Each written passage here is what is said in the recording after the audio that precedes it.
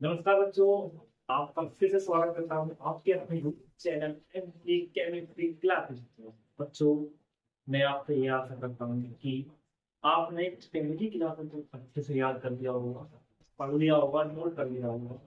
क्योंकि 11th की class में ये वाला चैप्टर बहुत इंपॉर्टेंट है। मैंने आपको 4 मॉडल बताए थे, उनमें से 4 मॉडल में से एक मॉडल ये है मॉडल। ये मॉडल आपको इस टाइप के परमाणु के इस टाइप के बारे में पूरी जानकारी दे देगा। ठीक है, आज का हमारा ये लास्ट मॉडल होगा। अब इसके बाद हम क्वांटम संख्याओं पर चलेंगे। ठीक है, तो अब चलो इसे चालू करते हैं। तो नील बोल के परमाणु पकड़ने सबसे पहले मुझे क्या करना होगा कि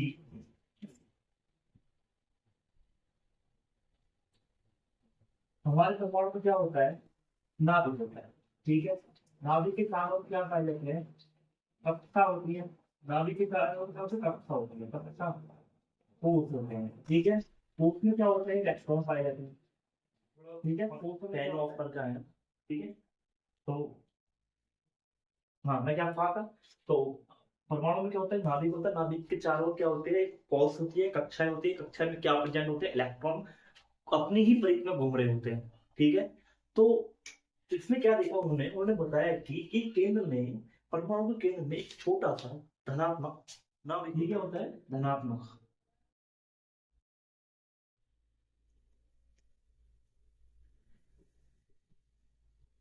धनात्मक